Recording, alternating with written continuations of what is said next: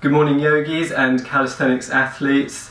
This morning I'm just going to expand on a few points which I forgot to mention in my previous video about hamstrings and how to strengthen them.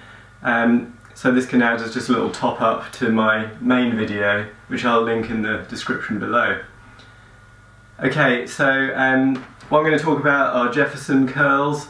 So these are not really a yoga move. In fact, they're not a yoga move at all. They're from the world of gymnastics.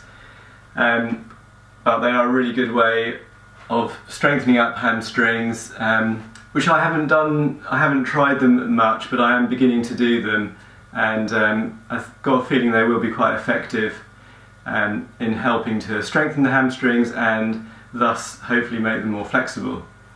Okay, let's get on with the demo.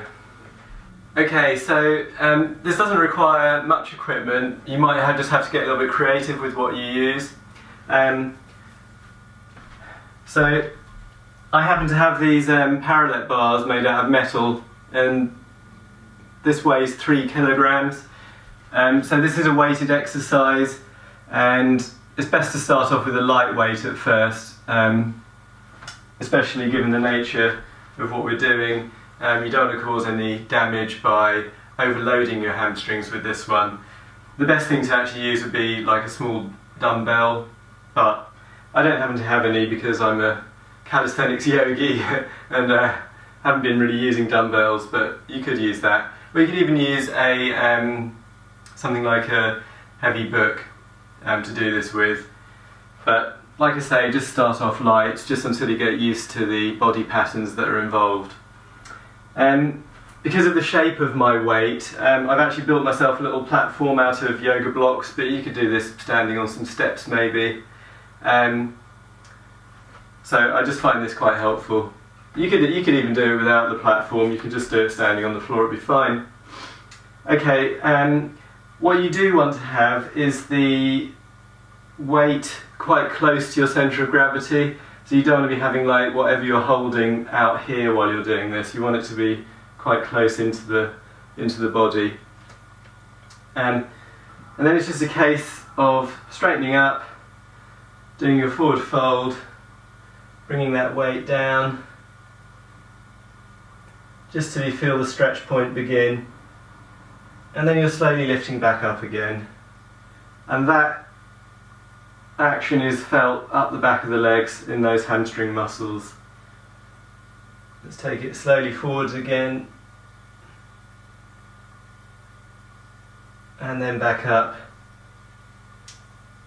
So you could have the knees locked out here, which is actually fine. There's a lot of talk in the calisthenics and yoga world that you're not allowed to lock joints out, but that's ridiculous because locking joints is just a natural function of joints. As long as it's not causing any pain, that would obviously be bad.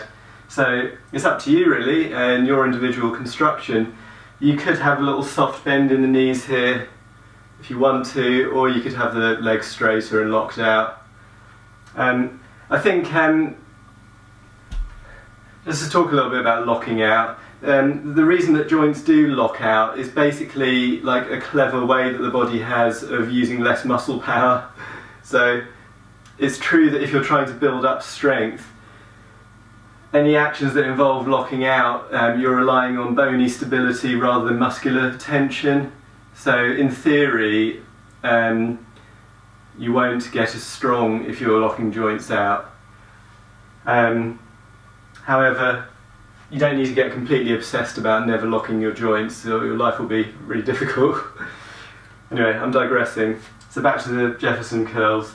So we're keeping the weight in close to the body, slowly lowering. Down we come. And being on a platform is a benefit because depending on what type of weight you're holding, it might be that the shape of the weight actually goes down further than your feet.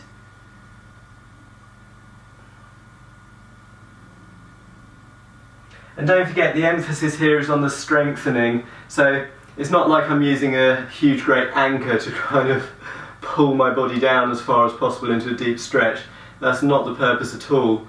It's simply about when I come down to a reasonable point, of stretch here. Then it's about the strengthening action as I come back up. That's what this drill or exercise is all about. That's what I want to be feeling. So down I come, and then slowly back up, imagining all those muscle fibres within the hamstrings tensing up to draw the body weight back up. Let's do one more. Keep this under slow control to maximise the time under tension of your muscles in the backs of the legs. Just another one actually, that feels nice.